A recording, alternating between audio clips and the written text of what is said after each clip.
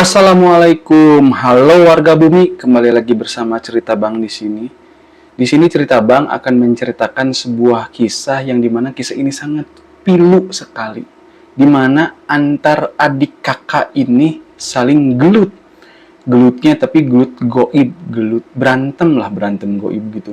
Tapi yang jadi korbannya inilah adiknya, si Ibu Nia yang jadi korban.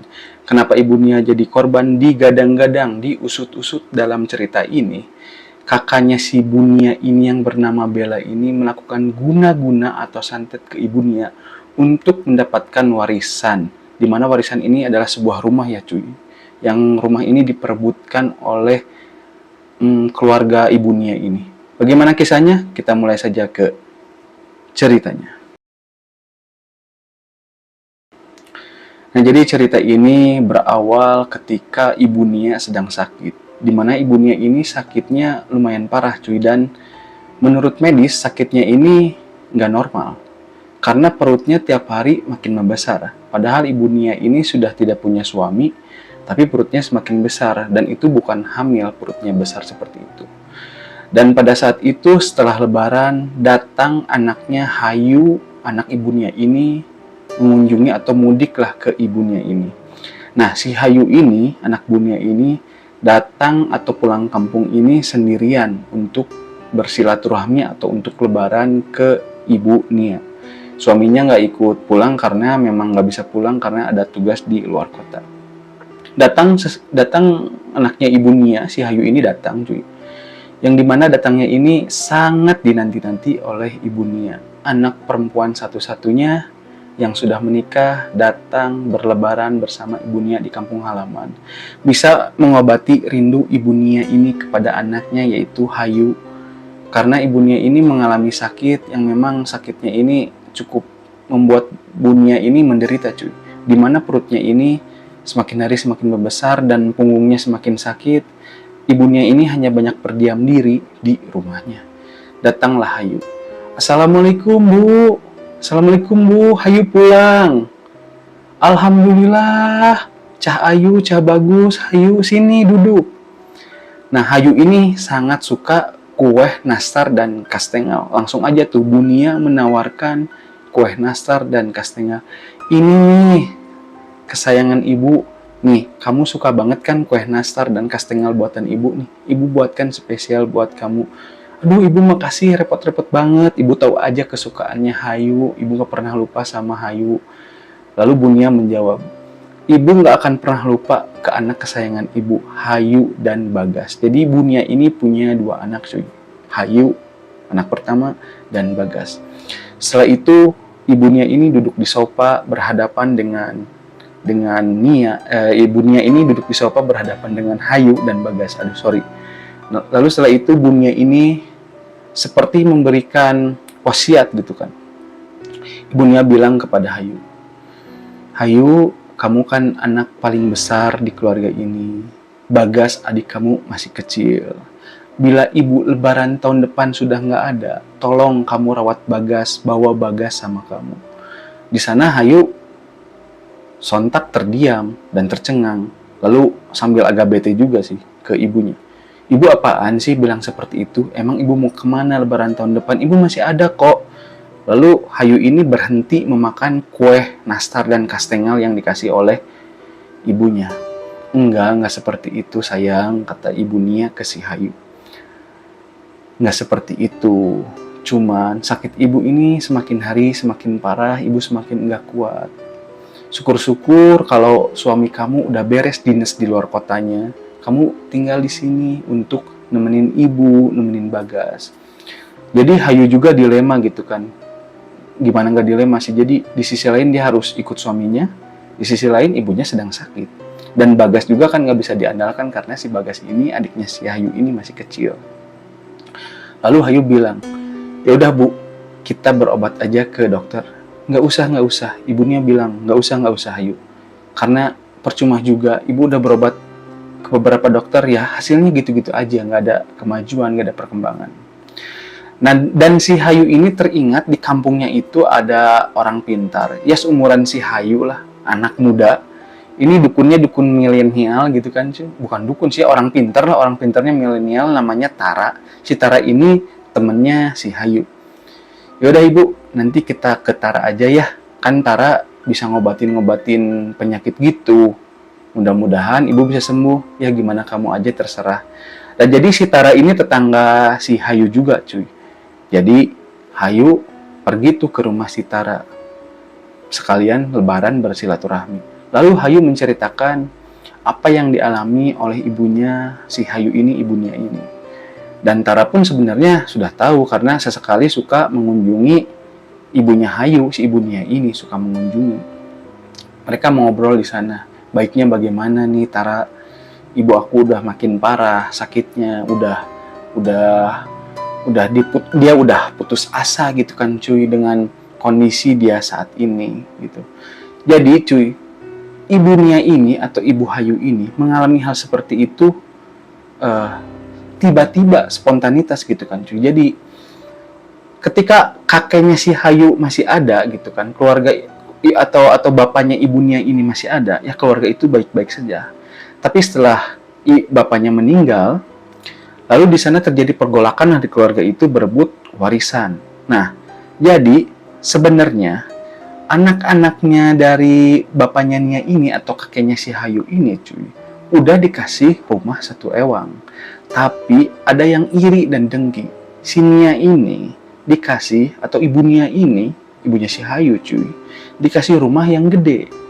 Otomatis ada saudaranya yang iri dan sirik. Kenapa dia adik saya gitu kan dikasih rumah yang gede, kenapa saya kakaknya nggak dikasih rumah yang gede, cuman yang kecil. Nah di sini orang yang nggak tahu bersyukur. Harusnya alhamdulillah udah dikasih rumah, udah punya rumah. Nah saya aja rumah masih ngontrak, curhat dikit. Alhamdulillah ngontrak juga ya, masih bisa ngontrak. Oke, lanjut ke ceritanya. Lalu setelah itu Hayu dan Tara berbincang-bincang bagaimana baiknya. Ya sudah, nanti ibu kamu bawa ke musola aja, biar nanti aku inilah ajak ngobrol atau aku bacain doa lah, biar ada kemajuan, ada perbaikan untuk kesehatannya. Hayu pulang. Lalu ada kakaknya ibunya nih, si Bella atau gimana, Uwa lah kalau di kita ya, uanya si Hayu ini datang, Tante Bella disebutnya. Orang ini agak ketus, agak judes gitu kan cuy. Nah ini yang perselisikan, memperebutkan harta warisan yang sudah dibagikan oleh orang tuanya. Jadi si Tante Bella ini pengen memiliki rumah yang ditinggali atau ditempati oleh si ibu Nia, karena rumah itu gede, pinggir jalan, enak gitu kan. Dan si ibu Bella ini punya rumahnya kecil. Ternyata usut punya usut, waktu dulu ini si ibu Nia inilah yang berbakti merawat orang tuanya hingga orang tuanya meninggal. Ketika sakit-sakit parah, anak-anaknya nggak ada yang mau merawat. Nah si ibu Nia ini dengan kasih sayang penuh cinta merawat orang tuanya hingga orang tuanya meninggal gitu kan cuy. Lalu datang tuh, Nia, nih ada makanan buat kamu, udah sehat belum kamu? Ketus gitu. Si Hayu ini juga nanya gitu kan cuy ke si tantenya, Tante Bella gimana, sehat? Sehat? Jadi jawabannya ini jutek gitu. Tapi si ibunya ini ketika datang nih si Tante Bella, si ibunya ini seperti ketakutan gitu kan. Lalu si ibunya ini mundur ke belakang, bersembunyi di belakang si Hayu anaknya. Ibu kenapa sih? Gak apa-apa. Tante kamu ini aneh, jahat. Bilang gitu sambil bisik-bisik. Langsung si Hayu bilang, ibu jangan bilang gitu bu, jangan bilang gitu. Terus nanti kedengaran. Udah aku pamit, pergi tuh si Tante Bella. Lalu si ibunya ini bilang ke si Hayu, ke anaknya, Ndok, jangan dimakan tuh nasinya. Kenapa jangan dimakan? Aku kan belum sarapan. Coba kamu cium. Itu nasinya bau menyan, bukan bau nasi kuning. Si Hayu ini penasaran dong. Ambil tuh nasinya. Padahal itu nasinya jelas bau nasi kuning. Tapi menurut ibunya si Hayu, ibu Nia, itu nasinya bau menyan. kok ada nasi kuning rasa menyan? Ya mungkin ada gitu. Lalu setelah itu si Hayu menurutilah apa kata ibunya, jangan dimakan. Ya udah nggak dimakan, ditaruh tuh di belakang. Ibu kenapa sih sama Tante Bella kok seperti ada perselisihan, ada masalah? Si Hayu nanya. Karena memang Hayu ini tidak tahu apa yang terjadi di sana di kampung halamannya itu antara ibunya si Hayu, ibu Nia, dan Tante Bella dan anak-anak yang lain lah. Tante Bella itu jahat tuh tante kamu. Sepertinya ibu sakit seperti ini, saudara kamu yang lain sakit juga, diguna-guna. Si apa namanya, ibu Nia bilang gitu. Lalu si Hayu, wah masa sih ibu udah zaman modern kayak gini ada hal-hal kayak gitu sih? Enggak mungkin lah. Ibu sakit ya memang sudah waktunya sakit. Tante Bella kan orangnya seperti itu. Gara-gara ibu sering makan makanan dari dia ya, dari Tante Bella, ibu jadi sakit seperti ini. Sebelumnya fine aja, oke aja si ibunya ini nggak sakit. Lalu setelah itu Tara datang ke rumahnya si Hayu menemui ibu Nia untuk menyembuhkan ibu Nia. Nah setelah itu Tara pergi ke musola, melakukan sholat dulu, meminta doa, minta petunjuk. Lalu setelah itu si ibunya ini dikasih air oleh si Tara ini. Dikasih air. Dan setelah dikasih air, si ibunya ini bisa tidur malamnya agak nyenyak, agak tenang gitu kan cuy. Biasanya si ibunya ini selalu merintih kesakitan di bagian perut dan bagian punggung. Seperti ada yang menusuk-nusuk. Apalagi perutnya ini membuncit gitu kan. Lalu setelah itu Tara pulang ke rumahnya. Nah, di sini Tara mengalami kejadian mistis, cuy. Yang dimana mistisnya ini dialami Tara di dalam mimpi. Ketika Tara sedang tidur, Tara ini melihat sosok ibu Nia di kejauhan sedang memanggil-manggil Tara. Tara, sini. Lalu sosok Tara di dalam mimpi ini bangun menghampiri ibu Nia. Setelah menghampiri ibu Nia, Tara bertanya, ada apa Bude? Ada apa ibu? Sini. Sambil nunjuk ke bawah. Nunjuk ke bawah itu ada sebuah lubang kuburan. Dan tertulis di lubang kuburan itu ada nisannya Nia. Si Tara di sana kaget. Hah? Lalu bangun. Apa maksud dari mimpi itu?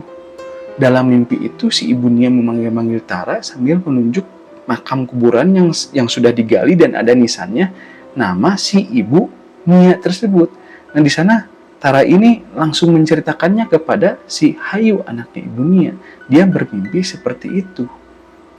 Lalu si Hayu menjawab, udahlah nggak usah dipikirin, itu kan cuma mimpi. Tapi Tara membantah, mimpi ini sepertinya ada sesuatu hal, ada sesuatu pesan dalam mimpi itu. Kamu harus jaga baik-baik ibu kamu, kata si Tara ke si Hayu. Iya, aku pasti akan jaga ibu baik-baik di sini. Lalu setelah itu Tara juga bermimpi lagi cuy. Beberapa hari mimpi hal yang sama. Dan semakin hari semakin parah tuh sakitnya si ibu Nia. Dan pada akhirnya dilarikan ke rumah sakit, dirawat di rumah sakit. Si Tante Bella datang menjenguk. Dengan ketusnya dia bilang, sakit kamu makin parah. Kenapa nggak mati aja? Di sana si Hayu sebenarnya pengen ngegampar tantenya itu, tapi ditahan oleh si Tara. Sudah, jangan ribut di sini. Pulanglah. Lalu setelah itu Tara bermimpi lagi hal yang sama, cuy. Di mana ibu Nia memanggil Tara dan menunjuk ke arah lubang. Dan kali ini di lubang tersebut ada jasad ibu Nia di sana, cuy. Tara di sana takut dan merinding lalu bangun. Akhirnya Tara bergegas ke rumah Hayu dan melihat kondisi ibu Nia. Dan ternyata kondisi ibu Nia setelah pulang dari rumah sakit semakin memprihatinkan. Dan akhirnya ibu Nia ini bilang lagi kepada Hayu. Dia titip pesan lagi untuk jaga Bagas. Sepertinya ibu sudah tidak tahan lagi dengan kondisi seperti ini. Ibu sudah tidak tahan lagi menahan rasa sakit seperti ini. Di sana Hayu menangis cuy. Karena ibu yang dia cintai, ibu yang dia sayangi sedang di ujung tanduk.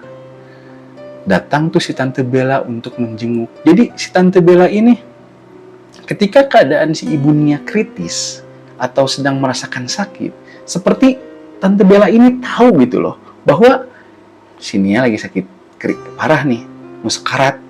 Tahu gitu, seperti tahu gitu. Waktu di rumah sakit, sekarang udah pulang ke rumah, datang tuh. Kali ini si Hayu marah. Tante Bella datang, belum basa-basi, belum permisi, belum assalamualaikum. Mau ngapain tante kesini? Mau bikin ibu saya makin sakitnya parah? Si Hayu marah. Kamu kenapa? Saya mau lihat ibu kamu. Kalau ibu kamu udah meninggal, saya kan bisa tinggal di rumah ini. Pantes enggak gitu kan? Ada orang yang sakit, sedang menunggu ajalnya, kritis, bilang seperti itu. Lalu si Hayu ini marah tuh ke Tante Bella. Tante Bella ini nggak berpikir ya. Lihat, si mamah lagi sakit, si ibu lagi sakit. Kok bisa-bisanya bilang seperti itu sih? Kalau tante mau rumah ini, silahkan ambil rumah ini dan isi-isinya, saya nggak peduli. Tapi tante jangan bilang seperti itu. Lihat ibu saya sedang sekarat lah gitu kan cuy. Lalu Tante Bella ini pergi melengos tanpa permisi, pergi aja. Lalu di sana si Ibu Nia ini benar-benar menghembuskan napas terakhir. Sebelum menghembuskan napas terakhir, si Ibu Nia ini bilang, terima kasih udah datang ke sini Hayu. Tahun depan, Lebaran tahun depan, kita nggak bertemu lagi, jaga adikmu. Itu pesan terakhir dari si Ibu Nia atau ibunya si Hayu. Di sana Hayu sedih dong, kehilangan seorang ibu. Dan si Tara pun kembali bermimpi, mendapatkan petunjuk di mimpi itu. Di mimpi itu, si Tara ini melihat Ibu Nia sedang kesakitan, menjerit. Dan di depannya Ibu Nia ini ada si Tante Bella. Seperti sedang gini cuy, jadi berhadapan. Seperti yang baca-baca mantra gitu kan si Tante Bella ini. Lalu si Tara ini menyampaikan pesan dari mimpi tersebut kepada Hayu. Hayu mendengarkan dengan serius sambil sedih juga. Karena waktu itu ibunya pernah bilang Tante Bella ini jahat orangnya, mengguna-guna. Tadinya awalnya Hayu nggak percaya apa yang dikatakan ibunya ini, tapi setelah melihat kronologis kejadian-kejadiannya, kok Hayu jadi percaya gitu kan dengan ucapan dari ibunya sendiri. Ibunya dimakamkan, meninggal, dan setelah itu Tante Bella ini seperti kegirangan amat senang. Lalu dia ini menyiapkan perabotannya untuk dimasukkan ke rumahnya. Ini yang bikin gedeg, bikin kesel gitu kan. Orang udah meninggal, belum beberapa hari, dia udah datang bawa mobil dengan perabotan untuk dimasukin ke rumah itu. Lalu Hayu ini ngambek, marah ke Tante Bella. Tante makin gila ya, ibu saya baru aja meninggal, Tante udah seperti ini. Baca nih surat perjanjiannya. Ditunjukkan tuh surat perjanjiannya kepada si Hayu dari Tante Bella. Ibu kamu sudah menyetujui bahwa Tante tinggal di sini dan kamu dapat rumah kecil yang di sana, rumah Tante. Baca nih, di surat ini ibu kamu sehari setelah ibu kamu meninggal, Tante boleh menempati rumah ini, jadi kamu get out dari rumah tersebut. Hayu di sana dengan emosi, sedih, bercampur aduk meninggalkan rumah itu membawa adiknya Bagas. Dan Tara pun membantu Hayu untuk keluar dari rumah itu. Lalu Hayu ini pergi dari rumah itu dan Bagas pun dibawa oleh Hayu dan akhirnya si Tante Bella ini menempati rumah gede itu yang jadi perebutan di antara anak-anak tersebut. Nah cuy, itu ceritanya gimana cuy menurut kalian? Walaupun memang guna-guna atau santet hal yang gaib tidak dapat dibuktikan secara fakta karena kan gaib ya. Ya, tapi mudah-mudahan kita dapat terlindung dari hal-hal semacam itu. Terima kasih bagi kalian yang telah menonton. Goodbye and bye-bye.